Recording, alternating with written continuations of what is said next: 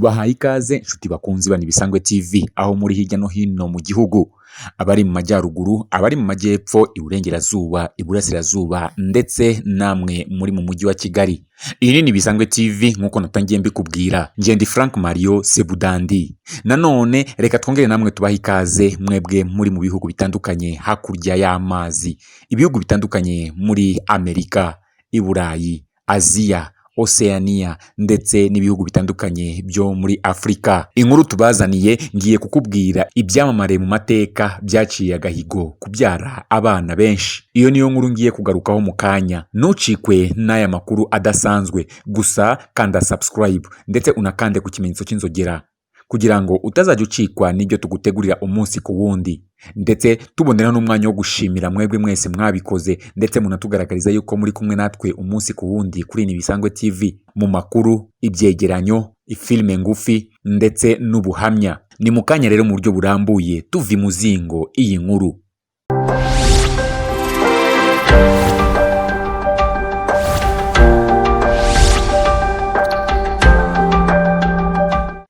Wifuza kubyara abana bangahe? Ni ikibazo gikundwa kwibazwa n'abamaze kurushinga cyangwa ababiteganya. Muri iyi minsi kutakibaza cyaba ari ukwishuka, aho ubuzima umuntu abayeho bushobora kugena umubare wabo azabyara. Byashoboka ko hari uwumva yabyara abana benshi bashoboka cyangwa se bake bashoboka bitewe n'ubushobozi, ariko hari abakurambere muri ibyo. Uko byagenda kose umugabo agira amahirwe menshi yo kuba yabyara abana benshi mu buzima bwe kurusha umugore. Ibyo biterwa n'uko nibura mu mwaka umugore ashobora kubyara inshuro imwe, ariko umugabo we ntizibarika.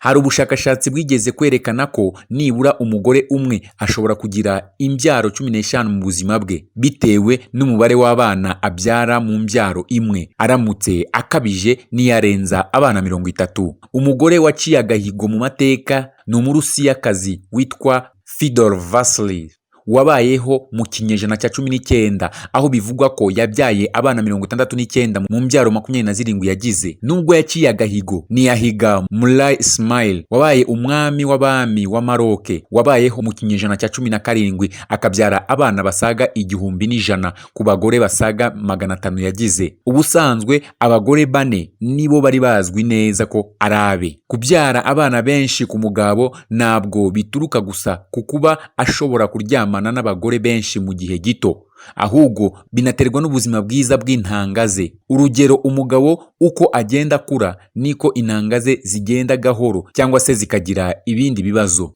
Hari ubushakashatsi bwigeze kugaragaza ko umugabo w'imyaka 50 kuzamura aba afite ibyago bingana na 38% byo kudatera inda ugereranyije n'abagabo bari munsi y'imyaka 30. Nka Mulay Ismail yabyaye abana be agifite imyaka mike basaga 1000, yababyaye atarageza imyaka 57. Ugwa mu ntege Ismail ni Augustus the Strong, wabaye umwami wa Polonye mu kinyejana cya 18. Yari afite umugore ariko ntibyamubujije kumuca inyuma kuko yabyaye hanze abana bagera kuri 370. Genghis Khan, wabaye umwami w'ubwami bw'Abamongole mu kinyejana cya 13, bivugwa ko yabyaye abana bari hagati y'igihumbi n'ibihumbi 2.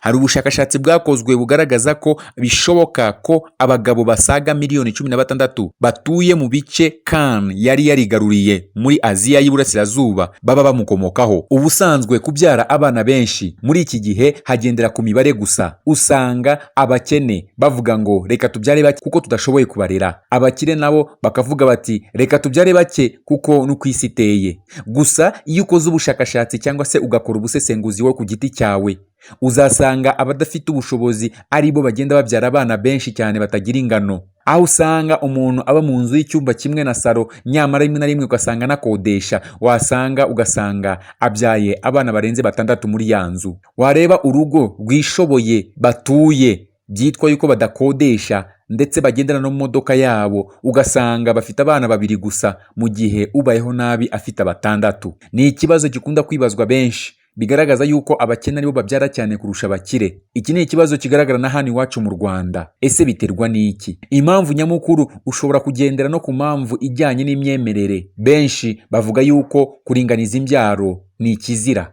Imana ntabwo ibyemera, bityo bakagendera muri iyo myemerere, ugasanga abyaye abana batabarika bitewe n'uko atemera kuringaniza imbyaro. Abandi rero ibyo ntabwo babikozwa kuko bavuga yuko utagize ubwenge Imana irakureka, bityo rero bagahitamo kuringaniza imbyaro kugira ngo abana babo bazabashe kubaho neza. Ibyo nibyo byamamare twagerageje kubategurira uyu munsi, ubutaha tuzagaruka tubabwira n'ibindi.